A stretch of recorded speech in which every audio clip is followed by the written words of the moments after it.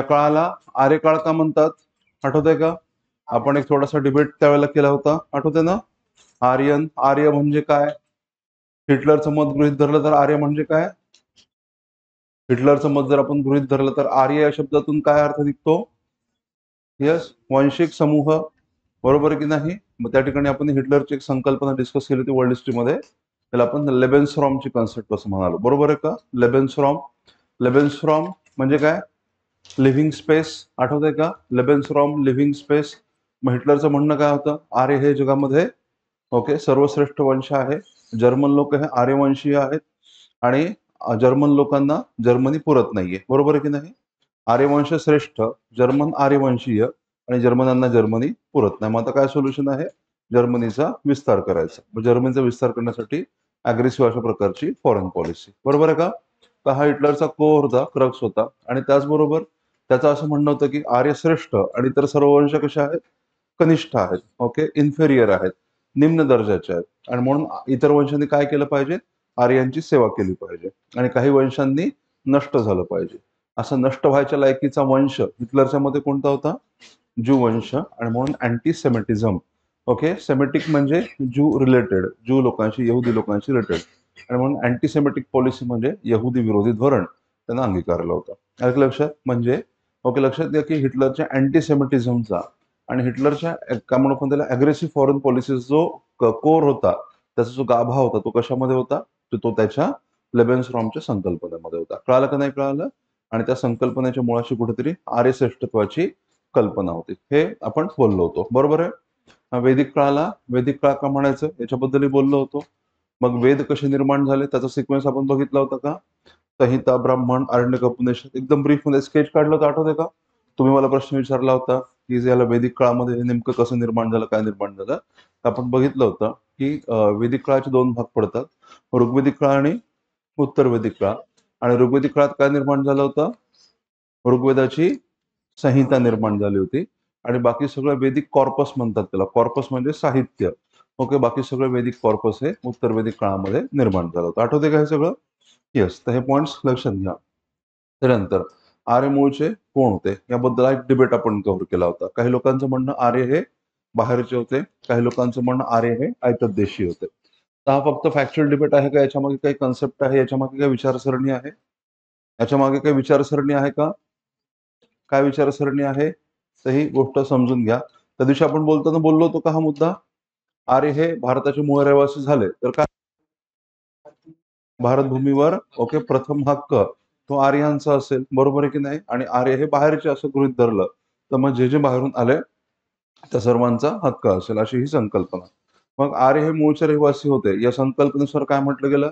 आर्य हे भारतामध्ये कुठेतरी, जसं की एम एस गोवलकर यांच्या मते बिहार आणि ओरिसा, अविनाशचंद्र दास आणि संपूर्णानंद यांच्या मते सप्तसैंधव, दयानंद सरस्वती यांच्या मते तिबेट.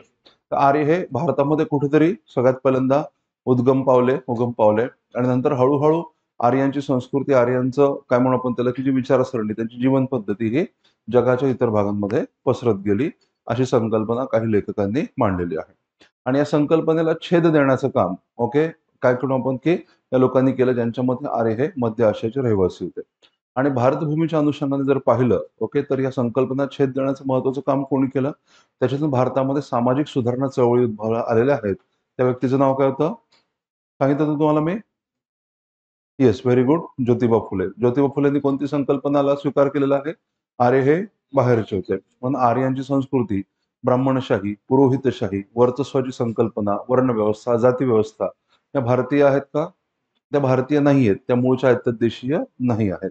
ठीक आहे ना? ज्यांना शूद्रातिशूद्र असं म्हटलं गेलं. ज्योतिबांनी लक्षात घ्या की मध्यम वर्गामधल्या जाती किंवा मध्यम स्तरामधल्या जाती आणि निम्न स्तरामधल्या जाती यांना ज्योतिबांनी शूद्र आणि अतिशूद्र म्हटलेलं आहे. आलं का लक्षात?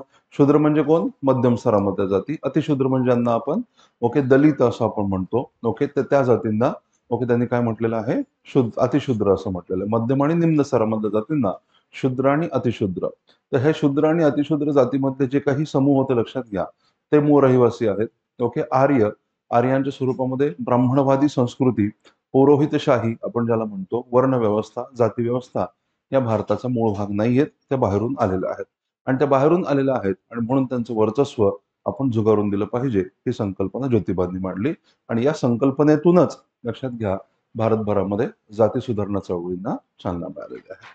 कळते का मला काय सांगते? आणि म्हणून ओके, फक्त महाराष्ट्रातलेच नाही तर भारतामधले आद्य समाज सुधारक किंवा जाती सुधारण्याचा विचार मांडणारं पहिलं व्यक्तिमत्व म्हणून कोणाचं नाव सांगता येईल? ज्योतिबा फुल्यांचं नाव सांगता येईल. कळतंय का मला काय सांगायचं ते? आणि म्हणून लक्षात घ्या, याच कारणापोटी ज्योतिबांना वंदन फक्त महाराष्ट्रामध्ये नाही तर सगळ्या देशामध्ये केलं जातं. कळतंय मला काय सांगायचं ते? तर हा पॉईंट जरा समजून घ्या. मला माहिती आहे मी तुमच्यासोबत एन्शंट इंडिया डिस्कस करतोय, पण एन्शंट इंडिया डिस्कस करतो त्याच्यामध्ये एक कन्सेप्ट घेऊन ती मॉडर्नला कनेक्ट करणं, आलं का लक्षात? आणि त्याच्यातून लक्षात घ्या की काय घडामोडी झाल्या, ओके, हे बघणं हा आपला मेन्सचा भाग आहे. कळालं मला काय सांगायचं ते? तर अशा पद्धतीने आपण अभ्यास केला पाहिजे. असं कोणीच करत नाही आणि जे करतात ते या प्रोसेसमध्ये पुढे जातात, असं आहे ते. कळालं का मला काय सांगायचं ते?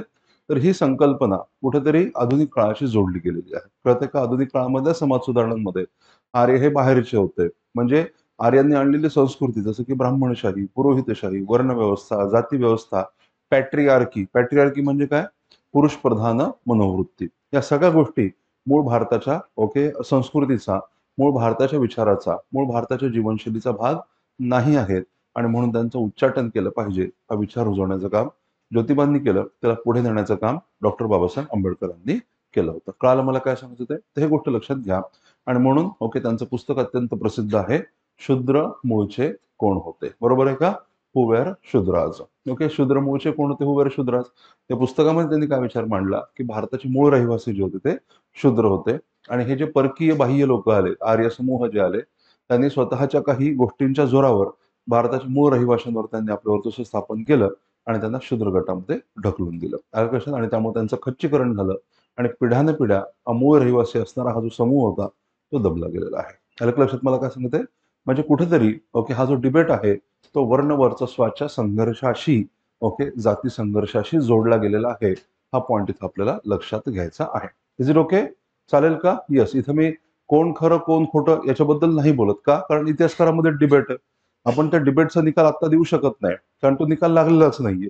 हा, पण त्याचे इम्प्लिकेशन्स काय होत आहेत ते मात्र निश्चितपणे आपण डिस्कस करू शकतो. कळतंय का मला काय सांगितलंय?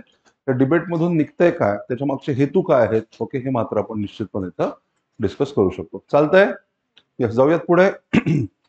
ओके, तर मग आपण आर्य स्थलांतर सिद्धांत बघितला होता, स्केच काढलं. आर्य कुठले होते? स्टेपी गवताळ प्रदेशाचे होते. ओके, इंडो युरोपियन भाषा कुलाचे ते सदस्य होते. मग त्यांची काही वैशिष्ट्य होती, शारीरिक वैशिष्ट्य काय होती? पटकन सांगा.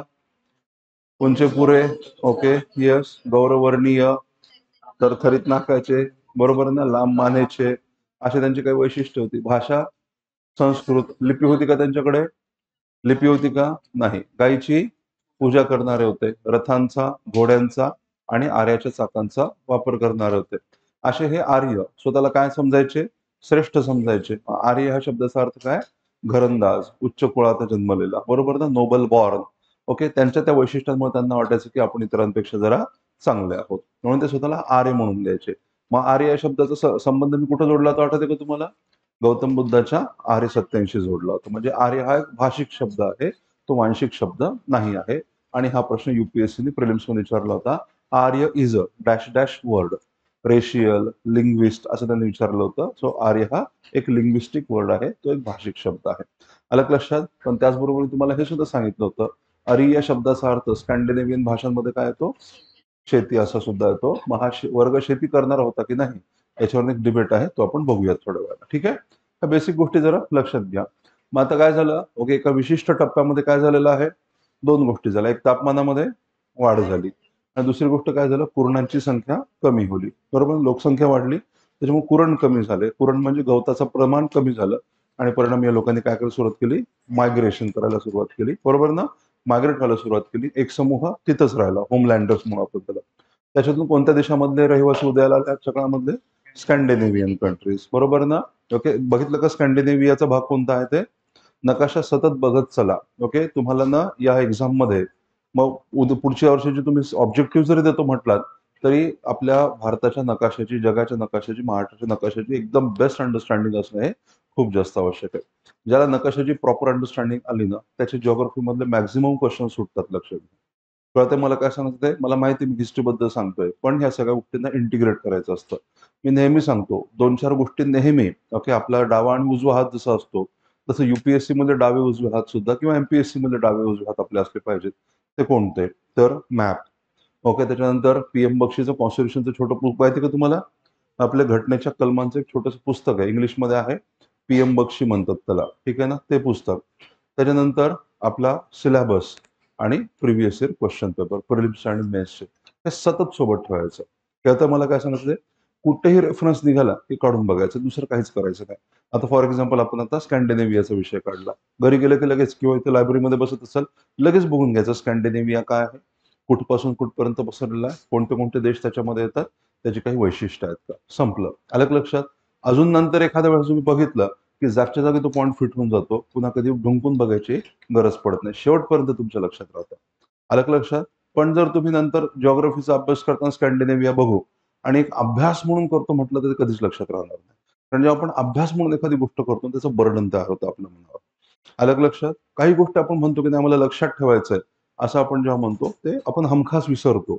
ओके. पण आपण सहज जाता-जाता काही गोष्टी जर आपण बघितल्या, आत्मसात केल्या, तर ते नेहमीसाठी लक्षात राहतं. कारण त्याला आपलं माइंड हे कूल असतं.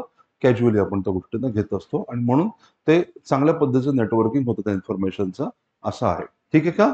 येस. मग कोणत्या 4 गोष्टी नेहमी सोबत ठेवायच्या? ओके. मॅप. ओके. कोणता सुद्धा घ्या. ऑक्सफोर्डचा घ्या, ओरिएंट लॉंगमनचा घ्या. तुमच्या चॉईसनं कोणताही घ्या. ओके. चांगलेच आहे दोन्ही. ऑक्सफोर्डचा चांगला आहे आणि ओरिएंट लॉंगमनचा चांगला आहे. मी कुठल्याही प्रकारे प्रमोशन करत नाहीये लक्षात घ्या. ऑक्सफोर्डवाले किंवा ओरिएंट लॉंगमनवाले मला काही कमिशन देतात, अशातला भाग नाहीये. तुम्ही तुमच्या चॉईसनं कुठलाही घ्या. ठीक आहे? काही फरक पडत नाही. ओके. नाहीतर तुम्ही ते पृथ्वीचा गोळा घेऊनही फिरत राहिलात, तरी सुद्धा काही प्रॉब्लेम. तुम्हाला जर वाटत असेल की मी काहीतरी कमिशनसाठी सगळं करतोय, तर ते गोळा घेऊन फिरा. काही प्रॉब्लेम नाहीये. ठीक आहे? त्यानंतर एक पी-एम बक्षीचं पुस्तक आहे, ज्यामध्ये घटनेची कलमं आहेत आणि ते इंग्लिशमध्ये पुस्तक आहे. ते जर तुम्हाला अवघड वाटत असेल, तर महाराष्ट्र सरकारने मराठीमध्ये घटनेच्या कलमांचं ट्रान्सलेशन केलेलं आहे. पण ते मात्र बऱ्यापैकी मोठं पुस्तक आहे लक्षात घ्या. पण ते तुमच्या स्टडी टेबलवर राहू द्या. कुठेही कन्फ्युजन झालं, काय झालं, की ते घटनेचं कलम काढून बघायचं. आलं का लक्षात? पण ते थोडंसं मोठं पुस्तक आहे. मग ते तुमच्या स्टडी टेबलवर राहू द्या आणि ते स्वस्त सुद्धा आहे. महाराष्ट्र सरकारने काढलेलं असल्यामुळं त्याची किंमत जास्त नाही आहे. ते पुस्तक तुम्हाला भेटून जाईल. घटनेची कलम. ठीक आहे? आणि त्याच्यानंतर आपल्या सिलेबसची कॉपी नेहमी सोबत ठेवायची. तिथे तुम्हाला कुठूनही भेटते आणि त्याच्यानंतर मग प्रिलिम्स आणि मेन्सचे पी-वाय-क्यू. ठीक आहे? हे कंपल्सरी सोबत ठेवत चला. हे जेवढं तुम्ही सोबत ठेवाल, तेवढ्या लवकर तुम्ही एक्झाम प्रोसेसचा हिस्सा बनाल, इंटिग्रेट व्हाल तुम्ही आणि तुमच्या अभ्यासाला आणि आमच्या शिकवण्याला किंवा आमच्या डिस्कशनला त्याच्यामुळं एक वेगळी धार चढते. कारण मी जर विषयापासून भरकटत गेलो, की तुम्ही मला विषयापासून आणून सोडू शकता की नाही त्या केसमध्ये? जर तुम्ही क्वेश्चन पेपरचं अनालिसिस केलं असेल तर. तुम्हाला जर क्वेश्चनच माहीत नसेल कसे विचारतात, मी इथं काहीही बोललं तरी तुम्हाला मग काय असेल, तुमची करमणूक करणं आणि तुमची वाहवा मिळवणं हा या सेशनचा हेतू राहतो मग. कळतंय का? पण त्याच्यातून हाती काहीच लागत नाही. पण जर तुम्ही सतत क्वेश्चन पेपर बघत राहिलात, तर मग मात्र ओके आमची अकाउंटेबिलिटी सुद्धा वाढत जाते.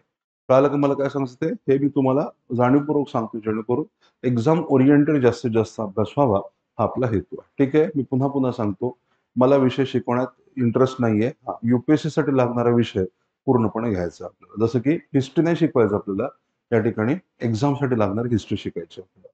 कळतंय का? आणि एक्झामसाठी ही हिस्ट्री लागते. एन्शियंट आणि मॉडर्नला एकमेकांशी जोडायचं. ही एक्झामसाठी लागणारी हिस्ट्री आहे. कळालं का मला काय सांगतो ते? आणि हे आपल्याला या ठिकाणी इंटिग्रेट करायचं, मसाज करायचं. चालेल. चला. तर मग ओके ते लोकं बाहेर पडले. एक ग्रुप तिथं राहिला. स्कॅन्डिनेव्हियन्स बनले त्याच्यातून. दुसरा कुठे गेला? युरोपमध्ये. त्याच्यातून सेल्टिक, लॅटिन आणि टेउटॉन बनले. त्यानंतर एक ग्रुप गेला यस तुर्कस्थानाकडे, अनातोलिया. त्याच्यातून बनले हित्ती आणि एक ग्रुप कुठे गेला? इराणकडे, इराण कॉकेशस रिजनकडे आणि ते बनले इंडो इराणी. कोणती भाषा बोलणारे होते? अवेस्ता. अवेस्तन भाषा. ते पुन्हा एकमेकांपासून फुटले. फुटून एक ग्रुप कुठे गेला? इराकला. ते काय बनले? कॅसाईट. एक गेला सिरियाला. ते बनले मित्तानी आणि एक ग्रुप आला सप्तसैंधव. ते बनले इंडो आर्य. कोणती भाषा बोलणारे? संस्कृत. ओके. ही झाली थ्योरी. याला प्रूफ पाहिजे की नाही? ओके. याला पाहिजे प्रूफ. मग प्रूफ काय मिळतंय? भाषिक पुरावा. या सगळ्या भाषांमध्ये आपल्याला एक लक्षणीय प्रकारचं साम्य दिसतं. बरोबर आहे ना?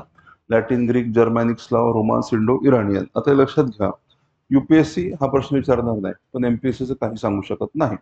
मी पुन्हा सांगतो, आतापर्यंत मागच्या 10 वर्षामध्ये आर्यन कल्चरवर किंवा वैदिक पिरियडवर मेन्स मध्ये एकही प्रश्न नाही, नॉट अ सिंगल क्वेश्चन. हा, प्रिलिम्स मध्ये युपीएससी मध्ये मोजके क्वेश्चन्स आहेत, एमपीएससी मध्ये मात्र भरपूर क्वेश्चन्स आहेत, लक्षात घ्या. अलग लक्षात. आता इव्हन या वर्षी सुद्धा एमपीएससी वैदिक काळावर प्रश्न टाकला होता. सो वैदिक काळ हा एमपीएससीचा अत्यंत आवडता असा टॉपिक आहे. चालेल का? हडप्पा, एमपीएससी नंतर सगळ्यात टॉपिकला योग्य तो न्याय दिलेला आहे. ठीक आहे ना. अश्मयुगावर क्वेश्चन टाकले, त्यानंतर हडप्पावर टाकती एमपीएससी, वैदिक काळावर टाकती, महाजन पदांवर टाकती. त्याने फक्त एकच टॉपिकला आतापर्यंत एमपीएससी निग्लेक्ट केला 80 मधला, तो म्हणजे बुद्धिझम आणि जैनिझम. ओके, हा एक टॉप, बुद्धिझम जैनिझम, बौद्ध आणि जैन धर्म, हा एक जर टॉपिक सोडला तर एमपीएससीने 80 मधला एकही टॉपिक सोडलेला नाहीये ज्याच्यावर एमपीएससी मध्ये क्वेश्चन नाही. ठीक आहे. बौद्ध आणि जैन धर्माचं आणि एमपीएससीचं काय वाकडं आहे मला अजून तरी कळालेलं नाहीये. ठीक आहे. सध्या बरं येते, नाही तर मग एक टॉपिक ऍडिशनली अभ्यासावा लागेल आपल्याला. ठीक आहे. पण त्या टॉपिकवर अजून एकही एमपीएससी मध्ये क्वेश्चन आहे. आणि गंमत म्हणजे युपीएससी मध्ये दरवर्षी त्या टॉपिकवर क्वेश्चन असतो. आलं का लक्षात? बुद्धिझम जैनिझम युपीएससीचा मोस्ट फेवरेट टॉपिक आहे, कंपल्सरी असतोच म्हणजे असतो युपीएससी मध्ये. आणि एमपीएससीचा लिस्ट फेवरेट टॉपिक आहे. आतापर्यंत एकही क्वेश्चन या दोन धर्माच्या इतिहासावर एमपीएससी विचारलेला नाही आहे. हे थोडंसं म्हणून लक्षात घ्या. क्वेश्चन याच्यासाठी बघायचे आपल्याला कशावर भर द्यायचा, ऑब्जेक्टिव्ह पद्धतीने काय करायचंय, सब्जेक्टिव्ह पद्धतीने काय करायचं, हे याच्यातून समजतं आपल्याला. ठीक आहे. यस, चला. ओके, मग आता पुरातत्वीय पुरावे. बोघाचकोई आठवतंय का?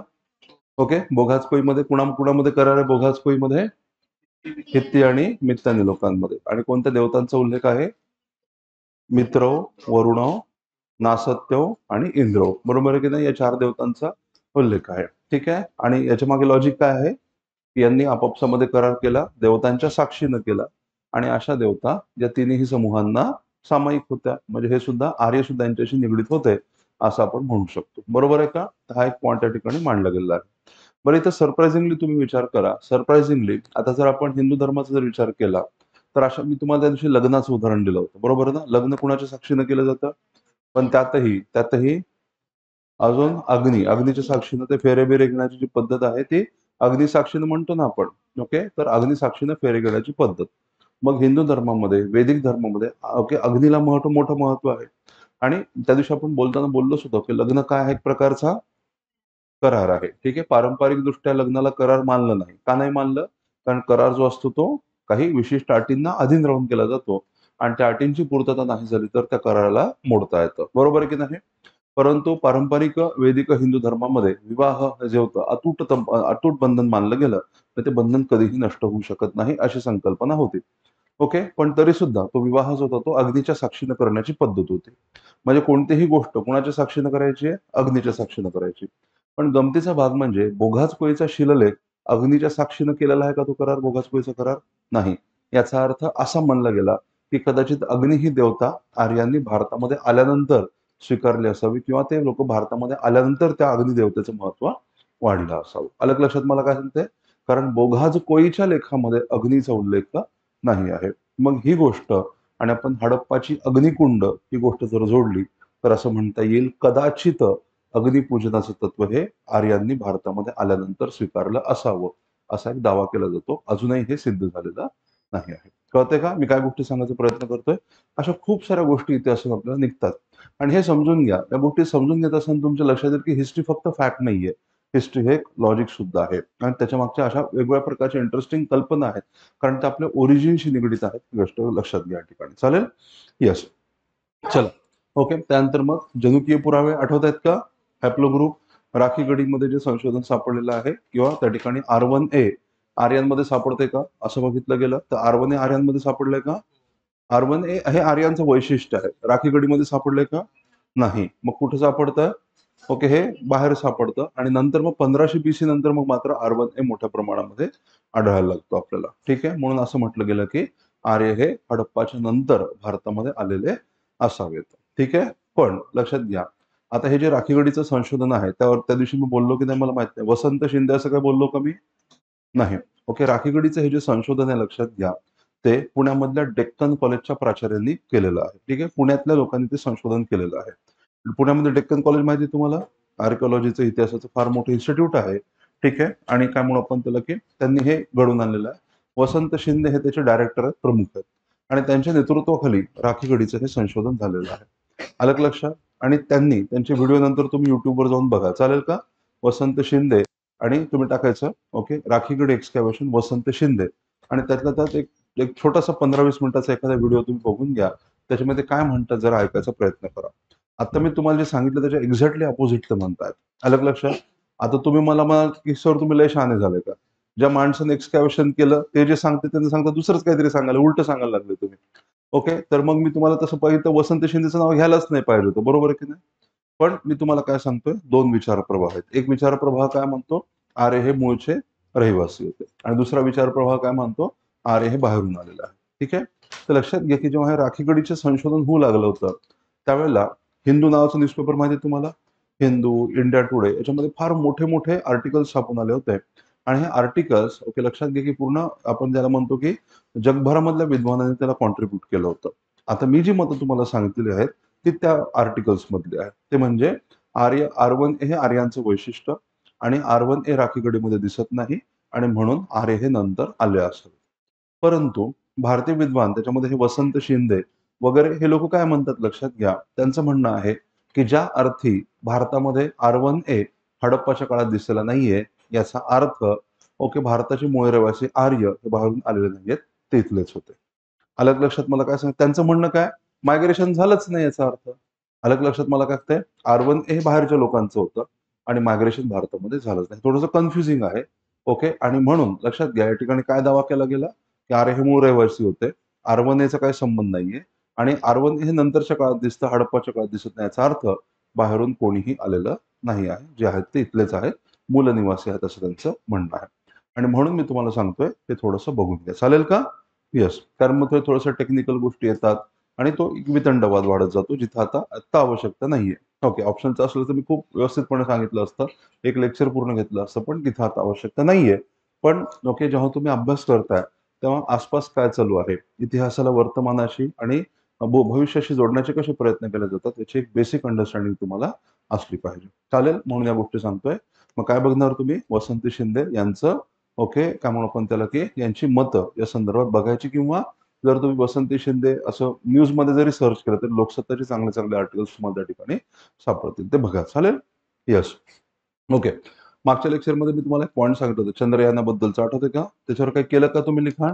तुमच्यापुरतं ठेवा, हरकत नाही. पण ते बघत चला. ठीक आहे? तुमचा पहिल्या दिवसापासून एक्झाम प्रोसेसकडे बघण्याचा दृष्टिकोन पूर्णपणे वेगळा पाहिजे.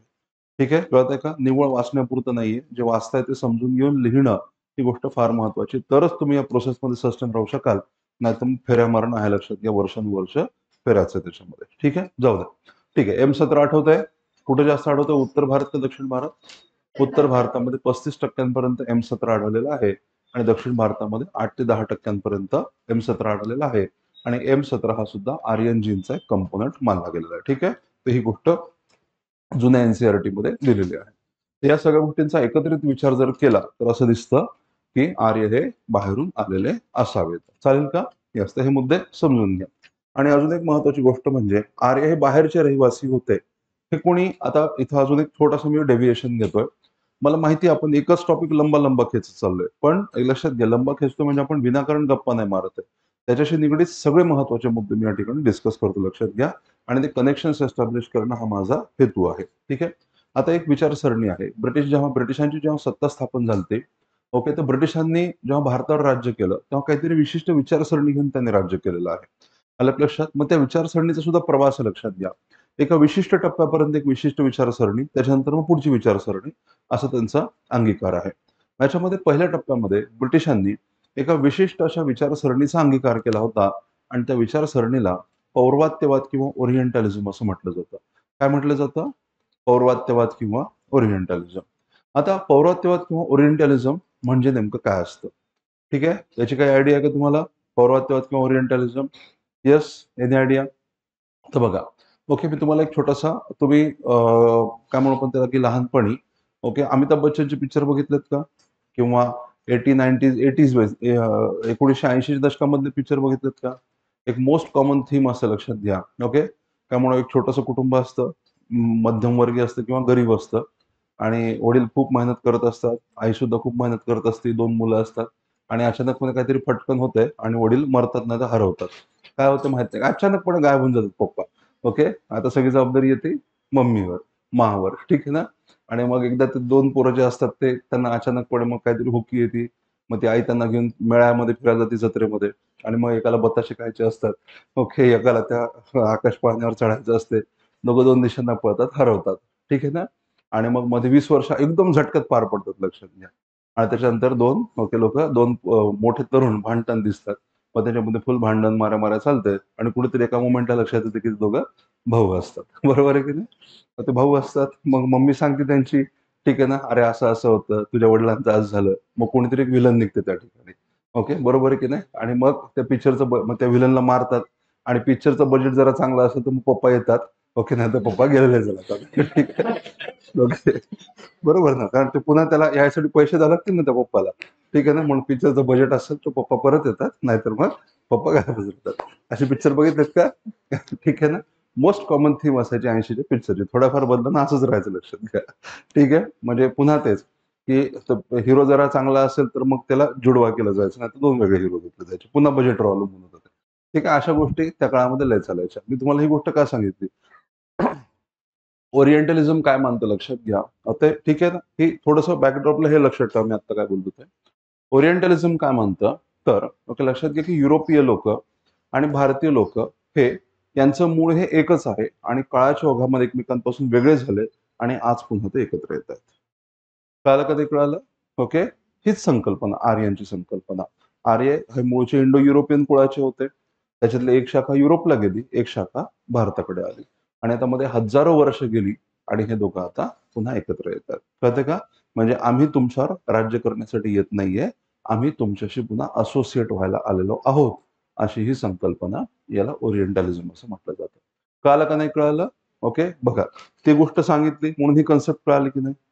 बरोबर आहे की नाही. खूप खूप वर्षापूर्वी आपण एकाच कुळाचा हिस्सा होतो, इंडो युरोपियन भाषा कुळ. ओके. आणि आपण वेगळे झालो एकमेकांपासून, आणि आता आपण पुन्हा एकत्र येतोय. पण या मधल्या काळामध्ये काय झालं? मधल्या काळामध्ये आम्ही वरच्या दिशेने गेलो, तुम्ही स्तब्ध राहिलात किंवा खालच्या दिशेने गेलात. म्हणून आम्ही प्रगतिशील आहोत, आणि तुमची अधोगती चालू आहे. म्हणून आता आम्ही तुमच्यावर राज्य करून तुम्हाला बदलण्याचा प्रयत्न करू, ही ती संकल्पना. कळालं का नाही कळालं मला काय सांगायचं ते? ओके. म्हणजे युरोपीय लोक स्वतःला काय समजायचे? प्रागतिक, आधुनिक समजतात, आणि भारतीय लोक मागास आहेत. ठीक आहे ना. आणि म्हणून ब्रिटिशांना भारतावर राज्य करण्याचा अधिकार, अशी ही संकल्पना आहे. चालेल का? येस. मग आता याच्यामध्ये काय होतं, लक्षात घ्या. ठीक आहे, समजतायत का गोष्टी?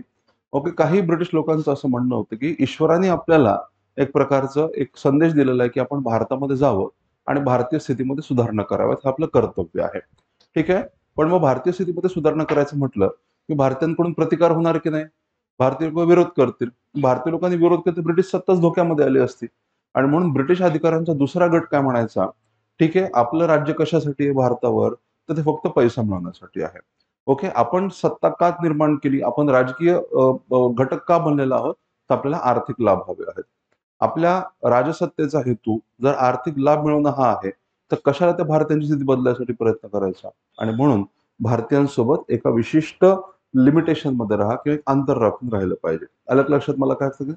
एक गट असं म्हणायचा, लक्षात घ्या की भारतीय संस्कृती, भारतीय साहित्य, भारतीय इतिहास हा ब्रिटिश साहित्य, ब्रिटिश संस्कृती, ब्रिटिश इतिहास यांच्या दृष्टिकोनातून अत्यंत कनिष्ठ निम्न दर्जाचा आहे.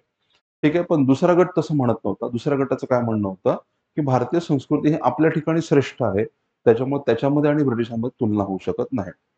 आणि तुलना होऊ शकत नसल्यामुळं भारतीयांना आहे तिथं ठेवा, त्यांच्या स्थितीमध्ये बदलाचा प्रयत्न करू नका, अशी विचारसरणी म्हणजे ओरिएंटलिझमची विचारसरणी होती. कळालं का मला काय सांगते? म्हणजे ह्या सगळ्या गोष्टींचं पुन्हा कन्सेप्ट कुठं आहे? आता इथे लक्षात घ्या, की असं म्हटलं जातं, की आर्य हे बाहेरून आले होते. ही संकल्पना इतिहासकारांनी नाही मांडलेली आहे, ती ब्रिटिश भाषा तज्ञांनी मांडलेली आहे. आलं का लक्षात? आपण आता बघितलं ना, आता हे मॅक्स मुलर वगैरे जे होते, किंवा मग चार्ल्स विल्किन्स, विल्यम जोन्स, हे जे लोक होते, ओके, लोक भाषा तज्ञ होते, लक्षात घ्या. साहित्यकार होते, ते काही इतिहासकार नव्हते. आणि त्यांनी निव्वळ काय म्हणू आपण त्याला, की भाषिक साम्य त्यांनी अनुभवलं, किंवा भाषिक साम्य बघितलं, आणि त्या आधारे असं सांगायचा प्रयत्न केला की आर्य हे बाहेरचे होते, आणि ते भारतामध्ये आले होते. ओके, असा एक दावा केला जातो. आणि म्हणून आर्य हे बाहेरचे आहेत का ऐतत देशी आहेत, हा इतिहासामधला फार मोठा डिबेट आहे. ओके, त्याचे खूप सारे पैलू मी तुम्हाला सांगितलेले आहेत. चालेल का? तुम्हाला कितपत लक्षात आलं मला आता माहित नाही. पण हळूहळू जसे तुम्ही या प्रोसेसमध्ये अजून एनगल्फ व्हाल, आणि या दिशेने वाचाल, तेव्हा हे डिस्कशन जर तुम्हाला आठवलंय, तर अजून चांगली समज त्या ठिकाणी येऊ शकते. चालेल? येस. ओके. तर मग आता आर्यांचं आगमन झालं का अतिक्रमण झालं, हा शेवटचा मुद्दा होता आपला डिस्कस केलेला. काय बोललो होतो या संदर्भात? दोन थ्योरीज आहेत, आर्यन इन्व्हेजन थेअरी आणि आर्यन मायग्रेशन थेअरी. मग कोणती मान्य केली जाते? मायग्रेशन थेअरी मान्य केली जाते. आणि या थेअरीनुसार आर्य एकदम होलसेल मध्ये आलते का? नाही. कसे आले होते? बॅचेस मध्ये आले होते, म्हणजे तुकड्या तुकड्यांमध्ये आणि लाटांच्या स्वरूपामध्ये आले होते. एक लाट आली, स्थिरावली, पुढची लाट आली, म्हणजे बॅचेस आल्या असं आपण म्हणूया, लाट किंवा बॅचच्या स्वरूपात ते आले होते. ओके. मग या संदर्भात आठवते का त्या दिवशी आपण एक हडप्पाच्या संदर्भात एक क्वेश्चन डिस्कस केला होता की भारतामधली प्राचीन संस्कृती, मेसोपोटामिया, ग्रीक आणि इजिप्शियन संस्कृती यांचा विचार जर केला तर ओके त्या संस्कृती नष्ट झाल्या, भारतीय संस्कृती मात्र टिकून राहिली. याच्या मागचं कारण आपण काय बघितलं होतं? जिओग्राफिकल फॅक्टर्समुळं भारतामध्ये लार्ज स्केल इन्व्हेजन होऊ शकलेलं नव्हतं. ओके. छोट्या स्केलमध्ये मायग्रेशन झालेलं आहे. कधी ते मायग्रेशन फोर्स्ड, म्हणजे बळजोरीनं आलेले असतील लोक, नाही असं नाहीये. संघर्ष झाला, पण असं मोठ्या प्रमाणामध्ये युद्ध झाली, लूट झाली आणि आधीचं संपूर्ण नष्ट झालं, नवीन पूर्ण काहीतरी एस्टॅब्लिश झालं, असं भारतामध्ये कधीही झालेलं नाहीये. कारण आपल्या जिओग्राफीनं आपल्याला साथ दिलेली आहे. आठवते का हा मुद्दा डिस्कस केला की नाही आपण? मग ते इथं लॉजिक लावून बघा. आर्यांचे काय टोळ्या आलेल्या होत्या, त्यांच्या बॅचेस आल्या होत्या, तुकड्या आल्या होत्या. एकदम होलसेलमध्ये त्यांचं मायग्रेशन झालेलं नव्हतं. ठीक आहे. मग या संदर्भात आपण 3 संकल्पना बघितल्या होत्या, 3 शब्द बघितले होते. ते कोणते होते? दासदस्यू आणि पणी. बरोबर ना? पणी कोण होते लक्षात आहेत का? व्यापारी, जे की स्वार्थी होते. बरोबर आहे की नाही? आर्यांच्या यज्ञांना डोनेशन्स द्यायचे नाहीत आणि त्यांच्या गायी पळवून न्यायचे, असे लोक म्हणजे पणी, असं वर्णन ऋग्वेदामध्ये केलं आहे. त्याच्यातून काय निर्माण झालं? दाशराज्ञ युद्ध. ही गोष्ट लक्षात आहे का? ओके. आर्यांच्या टोळ्यामध्ये ओके सगळ्यात महत्वाची कोणती होती? भरत नावाची टोळी. ओके. तिच्या राजाचं नाव सुदास, त्याच्या पुरोहिताचं नाव विश्वामित्र. विश्वामित्र उदारमतवादी होता. ओके. आर्य जगाचा विस्तार करण्यासाठी त्याने गायत्री मंत्राची रचना केली, जे सुदासाला आवडलं नाही, म्हणून सुदासाने विश्वामित्राची हकालपट्टी केली, ऐवजी वसिष्ठाला नेमलं. म्हणून विश्वामित्राने काय केलं? 10 राजांना एकत्र केलं. त्या 10 राजांपैकी 5 आर्य, 5 अनार्य. 5 आर्यांना काय म्हणायचं? पंचजन. त्या पंचजनापैकी एक कोण होता? पुरु. कालांतराने युद्ध झालं. कोण जिंकलं? भरत. मग भरत आणि पुरु एकत्र आले आणि त्यांनी पुरु टोळीला जन्म दिला. त्याच्यातून कौरव निर्माण झालेलं आहे. बरोबर आहे की नाही? त्याच्यातून कौरव निर्माण झाले. मग आता इथं लक्षात घ्या, मित्रांची हा लास्ट पॉइंट होता आपला सांगण्याचा. बरोबर आहे की नाही? आता ही जी स्टोरी आपण बघितली, आणि जर तुम्ही ओके महाभारताची संकल्पना बघितली, तर कुठेतरी महाभारताची संकल्पना आणि दाशरथी युद्धाची संकल्पना जुळताना दिसते का? दाशरथी युद्धामध्ये काय आहे? आर्य कुळाचे लोक आर्य कुळाशी संघर्ष करतायत की नाही? म्हणजे एक प्रकारे एकाच वंशाचे, एकाच कुळाचे लोक आर्यांशी संघर्ष करतायत. तसंच महाभारताच्या गोष्टीमध्ये काय? कौरव कौरवांशी भांडतायत. बरोबर आहे का? कौरव कौरवांशी भांडतायत का महाभारतामध्ये? बरोबर आहे का चूक आहे? कौरव. बरं, पांडव कोण होते? कौरवच होते, लक्षात घ्या. बरोबर आहे की नाही? कारण तो वंशच कुरुवंश आहे. त्याच्यामध्ये 2 भावाचे पोरं होते. एका भावाचे पोरं 100, ओके, आणि दुसऱ्या भावाचे पोरं 5. ते 5 असल्यामुळे त्यांना पांडूचे मुलं म्हणून त्यांना पांडव म्हटलं गेलं. पण त्या सगळ्यांचा वंश हा कुरुवंश होता. कळते का? म्हणजे एकाच कुळाचे किंवा एकाच वंशाचे लोक आपापसामध्ये भांडतायत. सेम थीम आहे की नाही? ओके. मग आता लक्षात घ्या. ओके. अशी एक संकल्पना आहे. आता हे पुन्हा थोडंसं बिट कन्फ्युजिंग आहे, पण हा मुद्दा फार महत्वाचा, लक्षात घ्या. एक संकल्पना अशी आहे, ओके, भारतामधली परंपरा असं सांगते. ती परंपरा अशी आहे की ज्या क्षणाला महाभारत संपलं, त्या क्षणाला काय सुरू झालेलं आहे? कलियुग सुरू झालेलं आहे. कळतं का मला काय सांगते? ज्या क्षणाला महाभारत संपलं, त्या क्षणाला कलियुग सुरू झालं. मग इतिहासकारांनी काय विचार केला की जर महाभारताचा रेफरन्स जर ओके या दाशरथी युद्धाशी लागत असेल, तर दाशरथी युद्ध नेमकं कधी झालं असावं? ओके. त्या अर्थापासून तिथून बघता येते की कलियुगाची संकल्पना कधी उद्भवली असावी. त्यांचा विचार लक्षात आला का? आपण इतिहासामध्ये डोकावूयात आणि दाशरथी युद्ध नेमकं कधी झालं असावं, ओके, याचा आपण अभ्यास करूयात, त्याचा आपण अंदाज बांधूयात, जेणेकरून त्या कलियुगाची संकल्पना कधी सुरू झाली हे आपल्याला कळेल, असा विचार इतिहासकारांनी केलेला आहे. कळतं का नाही कळतं मला काय सांगत होते? म्हणजे कलियुगाची सुरुवात कधी झाली. मग ओके, लक्षात घ्या की जर आपण कलियुगाचे संदर्भ बघितले, आर्यभट्ट हे नाव ऐकलंय का तुम्ही? आर्यभट्ट, ज्यांना आर्यभट्टियम नावाचं गणितावरचं खगोलशास्त्रावरचं एक अत्यंत प्रसिद्ध असं पुस्तक लिहिलेलं आहे 499 एडी मध्ये, जेव्हा गुप्ता काळ चालू होता त्या काळामध्ये. आर्यभट्ट कोणत्या काळामध्ये होते? गुप्ता काळामध्ये होते. तर आर्यभट्टांनी काय केलं? आर्यभट्टांनी या सगळ्या संदर्भांचा विचार केला आणि त्या संदर्भांच्या आधारे त्यांनी ग्रहताऱ्यांचा अभ्यास, गणिताचा अभ्यास, संदर्भांचा अभ्यास, हे सगळं करून आर्यभट्टांनी एक तारीख काढली आणि ती तारीख दिसते 3102 BC. अलग लक्षात मला काय सांगते म्हणजे आर्यभट्टाने दर्शविल्यानुसार ओके ओके काय म्हणून आपण त्याला की महाभारताची किंवा दाशरथी युद्धाची तारीख काय असावी 3102 BC लिहून द्या हा मुद्दा. ओके हा PYQ लक्षात घ्या. PYQ आहे हा आर्यभट्ट डॅश आर्यभट्टियम त्याच्या पुस्तकाचं नाव आहे आर्यभट्टियम.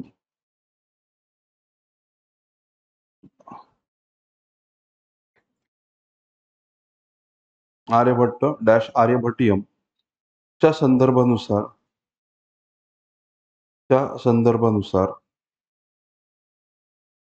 संदर्भानुसार कलियुगाचा आरंभ 3102 BC मध्ये झाला. 3102 BC मध्ये झाला. ठीक आहे. हा प्रश्न UPSC विचारला होता. कलियुग खालीलपैकी कोणत्या वर्षामध्ये सुरू झालं होतं? कोणत्या वर्षी सुरू झालेला आहे? 3102 BC हा PYQ आहे. चालेल का? आणि हा खूप आधी विचारला. मी असं म्हणत नाही की आता विचारतील म्हणून, पण मी हेही सांगतो काय विचारतील नाही सांगू शकत. त्याच्यामध्ये हा एक मुद्दा आहे. फक्त महत्वाचं एवढं तर कळतंय की नाही? मग राहू द्यायचं आपल्या नोट्समध्ये. 3102 BC मध्ये कलियुग सुरू झालं. आता एक लक्षात घ्या काय म्हणू आपण त्याला की ओके कर्नाटकामध्ये तुम्हाला माहिती आहे चालुक्य काय म्हणू आपण त्याला की चालुक्य सत्ता होती. प्राचीन युग संपता आणि मध्ययुगीन युग सुरू होता म्हणजे याला आपण ट्रान्झिशन फेज म्हणतो. प्राचीन काळाचा शेवटचा टप्पा लक्षात घ्या. त्या ठिकाणी काय होतं? त्या ठिकाणी चालुक्य सत्ता होती आणि हर्षवर्धन नाव ऐकलंय का तुम्ही? हर्षवर्धन ज्यावेळेला शासक होता त्या चालुक्यांचा राजा होता पुलाकेशीन दुसरा. अलग लक्षात पुलाकेशीन दुसरा.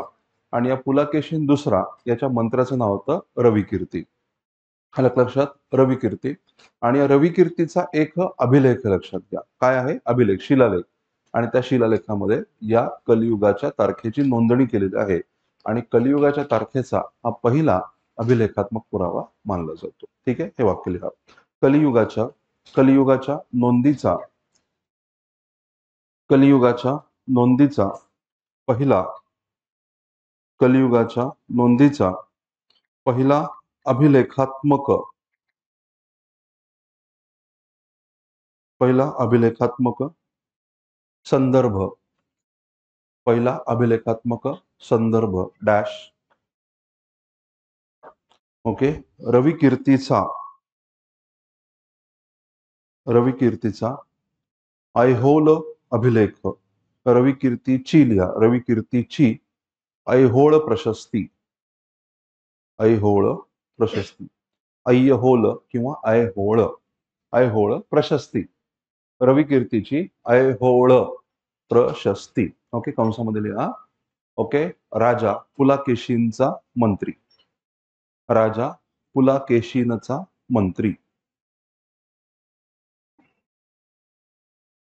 ओके हा लेख मेगुती जैन मंदिरात आढळतो. हा लेख मेगुती ओके मेगुती जैन मंदिरात आढळतो. मेगुती जैन मंदिरामध्ये आढळतो. ठीक आहे. चालेल. ठीक आहे. याच्यामध्ये काय सांगितलंय? आता हर्षवर्धन आणि पुलाकेशीन यांच्यामध्ये युद्ध झालं आणि त्या युद्धामध्ये माझा राजा जिंकला असं त्यांनी सांगितलेलं आहे. मग त्या युद्धाचं वर्णन करत असताना कलियुग सुरू होऊन अमुक वर्षांनी हे युद्ध झालं असा संदर्भ रविकीर्तन दिलेला आहे. मग ते जर आपण पुन्हा मायनस केलं तर कोणती तारीख मिळते? 3102 BC मिळते. अलग लक्षात मला काय सांगते? ओके आता एक्झॅक्टली कोणतं वर्ष सांगितलं त्यांनी मला आता लक्षात नाही, पण त्यांनी काय सांगितलं? कलियुग सुरू झाल्यानंतर अमुक वर्षांनंतर हे युद्ध झालं ज्याच्यामध्ये माझा राजा जिंकलेला आहे. कळालं का नाही कळालं? मग आता ते जर आपण तेवढी वर्ष मायनस केलं तर कोणती तारीख मिळते? 3102 BC. आणि म्हणून आर्यभट्ट त्यामुळे आपण त्याला साहित्यात्मक पुरावा आहे आणि मेगुतीचा शिलालेख किंवा ऐहोळ शिलालेख हा अभिलेखात्मक पुरावा आहे आणि त्यांच्या मते ही तारीख मिळते कलियुगाची सुरुवात ही 3102 BC मध्ये झालेली आहे. ठीक आहे. डन आहे. चालेल. येस. मग आता इथे एक संकल्पना मी तुम्हाला सांगतो. हा पाठ थोडासा महत्वाचा लक्षात घ्या. तर हे असं आहे की त्या दिवशी मी तुम्हाला सांगितलं होतं की जे पारंपरिक इतिहास भारतामध्ये पारंपरिक कालगणना केली जाते. भारतामधली पारंपरिक कालगणना. त्या पारंपरिक कालगणनेनुसार लक्षात घ्या एक संकल्पना आहे ती म्हणजे त्या दिवशी सांगितलं होतं का तुम्हाला मी कल्प. काय असतं कल्प? कल्प म्हणजे हे सांगितलं होतं का नव्हतं? सांगितलं होतं कल्प. ओके, कल्प. प्रत्येक कल्पामध्ये काय असतात? प्रत्येक कल्पामध्ये काय असतात? एक कल्प. लक्षात घ्या, एक कल्प म्हणजे काय असतं? 14 मन्वंतर असतात. लक्षात घ्या, एक कल्प म्हणजे 14 मन्वंतर. ओके, प्रत्येक मन्वंतरामध्ये काय असतं? 71 महायुग असतात. बरोबर आहे का? प्रत्येक कल्पामध्ये, ओके लक्षात घ्या, 71 महायुग असतात आणि प्रत्येक महायुगामध्ये काय असतं? 4 युग असतात. हे 4 युग कोणते असतात सांगेल का मला कोणी? यस, हे 4 युगांची यादी मला सांगा. Yes, yes.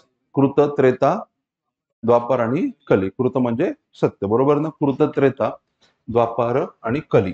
ठीक आहे. कृतयुग असतं, त्रेतायुग असतं, ओके, द्वापार युग असतं आणि कलियुग असतं. लक्षात घ्या, अशी युग असतात. बरोबर आहे का? कृत, त्रेता, द्वापार आणि कली. ठीक आहे. याच्यामध्ये पुन्हा काय सांगितलं? कृतयुग जे असं, लक्षात घ्या, आता हे थोडंसं टेक्निकल साईड झाली. 4800 गॉड इयर्स. त्रेतायुग 3600 गॉड इयर्स. ओके, द्वापार युग 2400 गॉड इयर्स. ओके, आणि त्याच्यानंतर कलियुग जे असतं ते 1200 देवाची वर्ष, गॉड इयर्स. आणि एक गॉड इयर म्हणजे 360 मॅन इयर्स असतात. ठीक आहे. देवाचं एक वर्ष म्हणजे माणसाची 360 वर्ष, असं हे गणित आहे.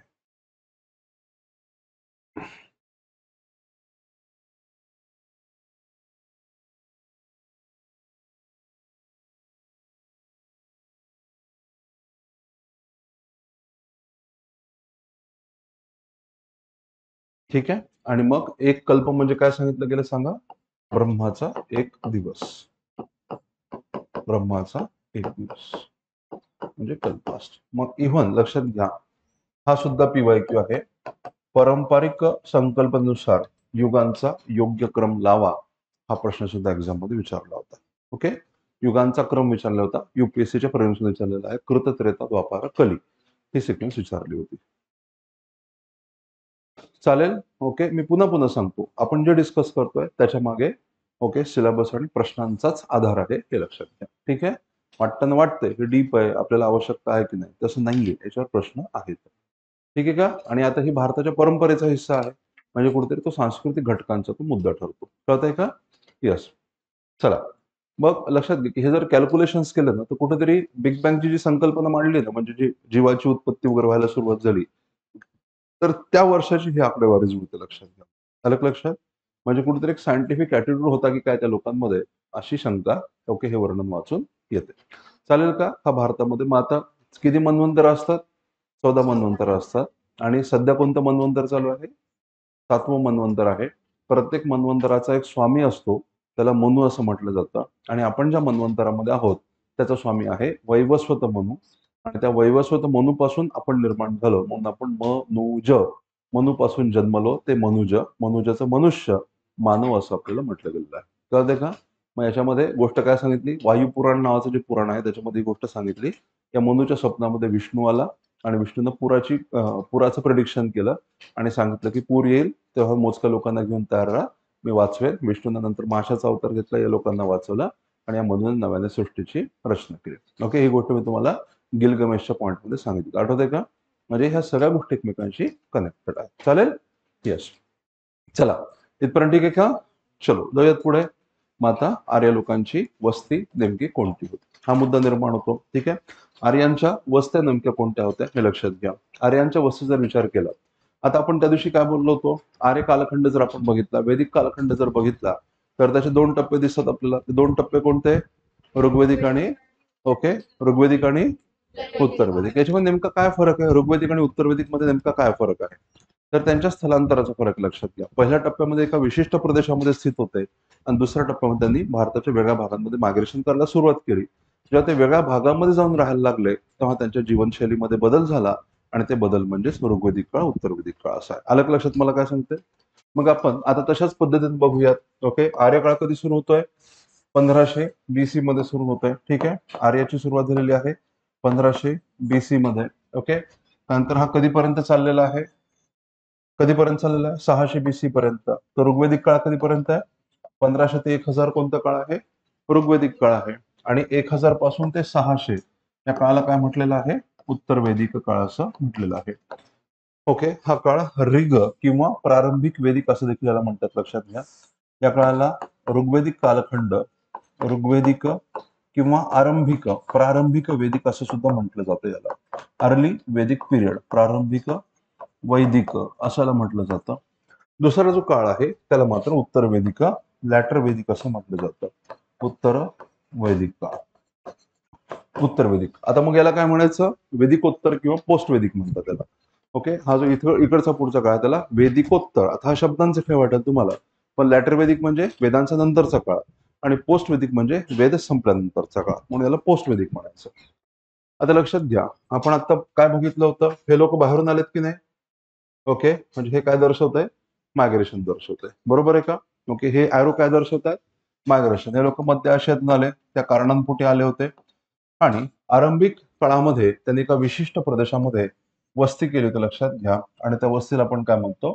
सप्त सैंधव, बरोबर आहे का? ऋग्वेदाचे संदर्भ जर आपण बघितले तर त्याला सप्त सैंधव असं म्हटलं जातं. कळालं का नाही कळालं? समजतंय का नाही समजतंय? आर्य कोणत्या भागामध्ये येऊन राहिले होते? सप्त सैंधव. मग सप्त सिंधू प्रदेश म्हणजे कोणता प्रदेश होता? सप्त सैंधव मध्ये कशाचा समावेश होता सांगा?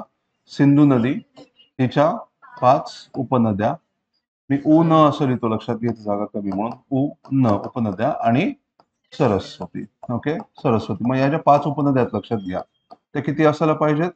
5 असायला पाहिजेत. पण तसं नाहीये. ओके, लक्षात घ्या, पूर्वेकडच्या 5 आणि पश्चिमेकडच्या 5. ओके, तुम्ही म्हणाल सर 10 झाल्या. 10 नाही म्हणायचं, 5च म्हणायचं.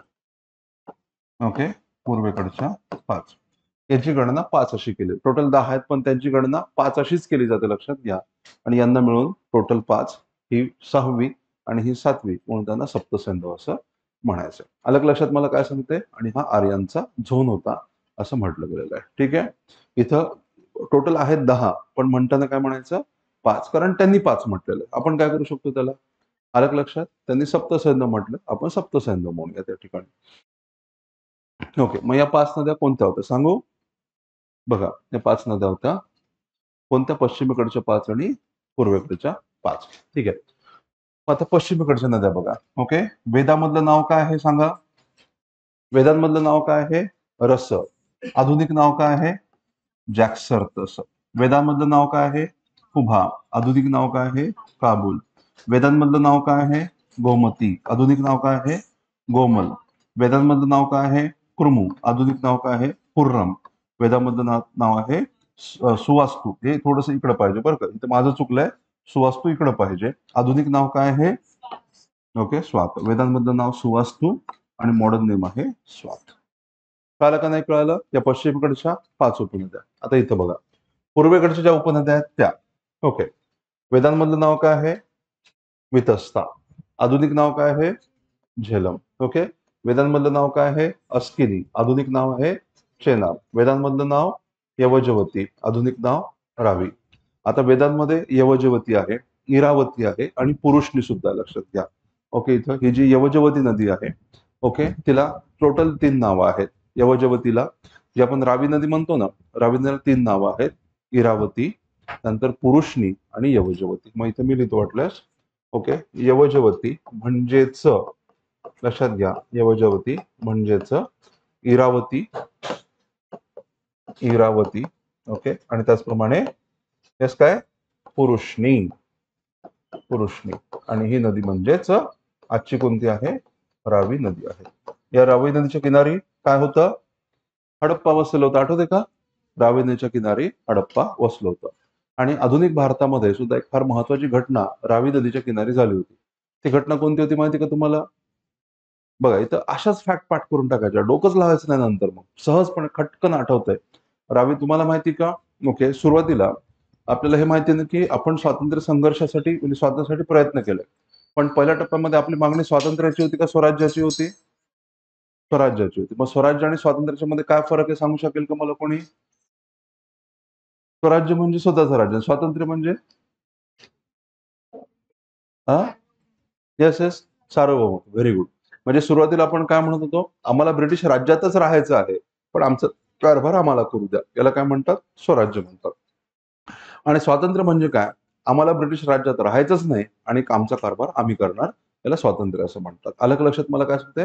म्हणजे सुरुवातीला काय होतं? ब्रिटिशांच्या चौकटीमध्ये राहून स्वतःचा कारभार स्वतः करणं. याला काय म्हणायचं? स्वराज्य. ओके.